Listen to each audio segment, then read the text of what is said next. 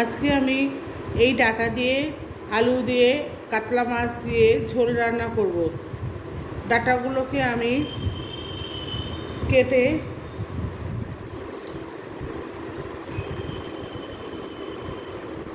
এইভাবে কেটে ছাড়িয়ে নেব।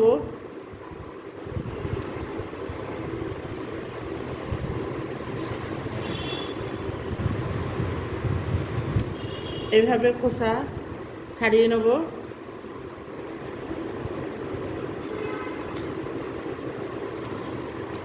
নিয়ে দু টুকরো করে নেব।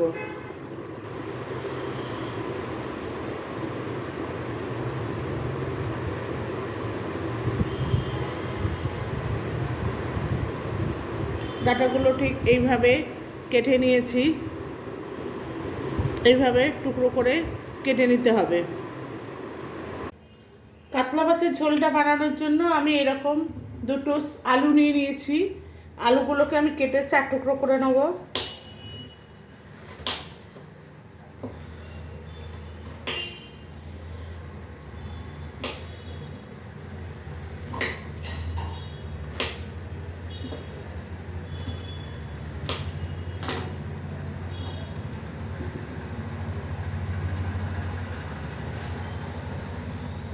আর এরম সাইজের নিয়েছি কাতলা মাছ এরা কেটে কেটে ধুয়ে নুন হলুদ মাখিয়ে নিয়েছি।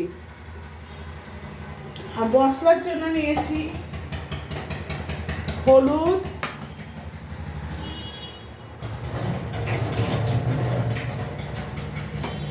রসুন, গোটা জিরে আর তেজপাতা,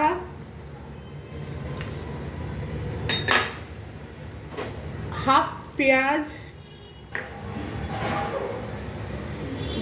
1 চামচ গুঁড়ো জিরে আর স্বাদ মতো নুন। এবার আমি মাছ ভাজার জন্য ওভেনটাকে অন করে ওর মধ্যে একটা কড়াই বসিয়ে দেবো এবং কিছুটা সর্ষের তেল দিয়ে দেবো।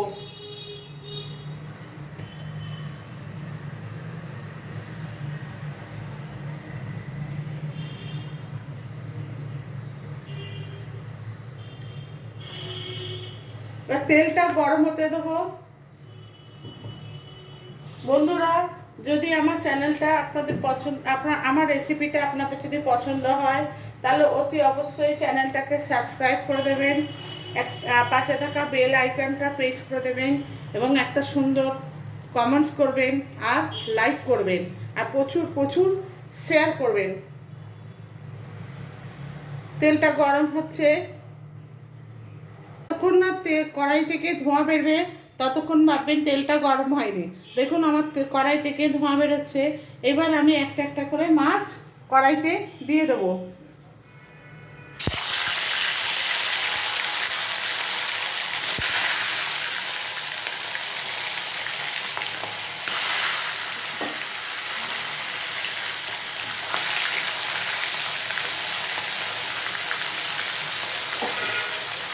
আঁচটাকে একটু কমিয়ে দেবো যাতে মাছটা ভালোভাবে ভাজা হয়। এবার মাছটাকে উল্টে দেবো ওই পিঠটা ভাজা হওয়ার জন্য।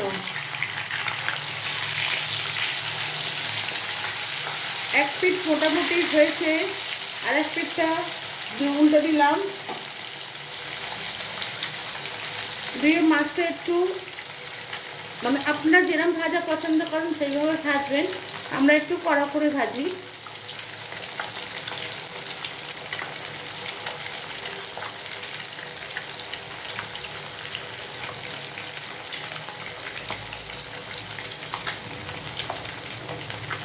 আবার অপর পিঠটা উল্টে দেবো।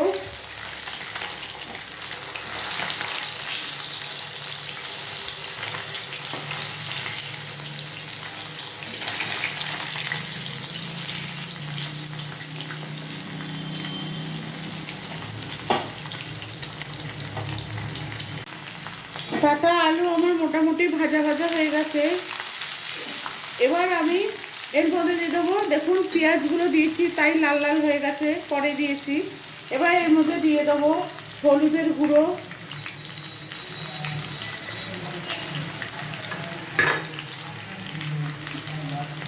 জিরের গুঁড়ো,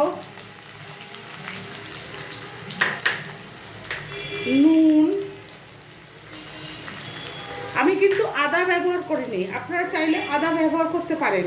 আমরা যেহেতু আদাটা একটু কমই মাছের ঝোলে ব্যবহার করি, তাই এবার দিয়ে দিলাম গুঁড়ো লঙ্কা। এবার এগুলো সব একসাথে ভাজা ভাজা করব, মশলাগুলো যাতে সব একসাথে মিশে যায়। এবার এর মধ্যে দিয়ে দেবো 2-3টে গোটা গোটা লঙ্কা।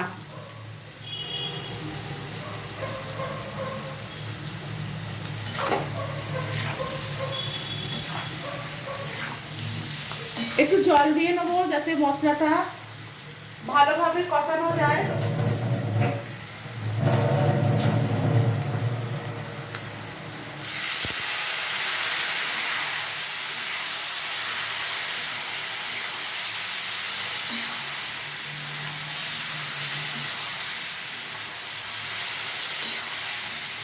আমার মশলাটা কষানো হয়ে গেছে, আমি এবার এর মধ্যে দিয়ে দেবো জল।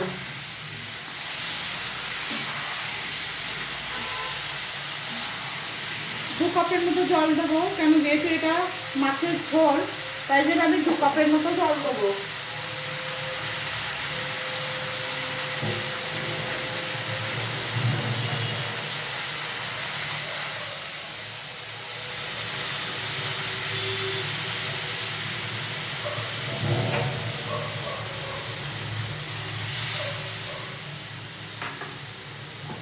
দু কাপের মতো আমি জল দিয়ে দিয়েছি।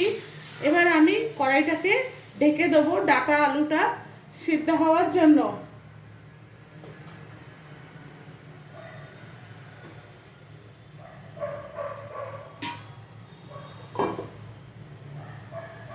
এবার ঢাকনা খুলে দেখবো ঝোলটা ফুটেছে কিনা। ঝোলটা দেখুন ফুটে গেছে। আমি এবার এর মধ্যে মাছগুলোকে তুলে দেবো।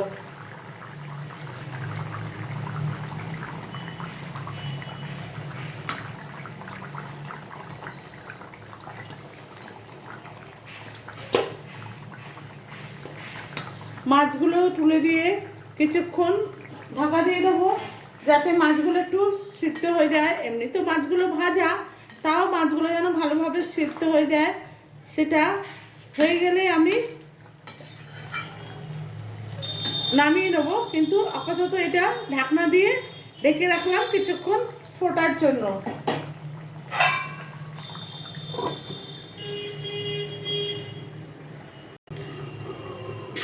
মাছটা সিদ্ধ হয়ে গেছে, এবার আমি এটাকে নামাবো। তার আগে আমি একটুখানি মৌরি ভেজে রেখেছিলাম, সেটা গুঁড়িয়ে তার উপর থেকে আমি দিয়ে দিলাম।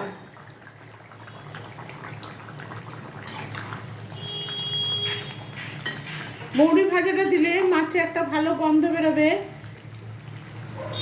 তাই আমি এই ভাজা মশলাটা আমি ওপর থেকে ছড়িয়ে দিলাম।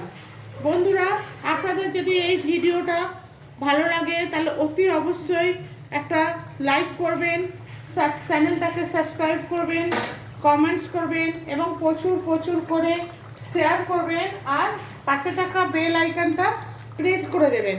আমার মাছের ঝোল তৈরি। এবার আমি এটাকে অন্য একটা পাত্রে ঢেলে সার্ভ করব। এবার গ্যাসটাকে অফ করে দিলাম। Thank you.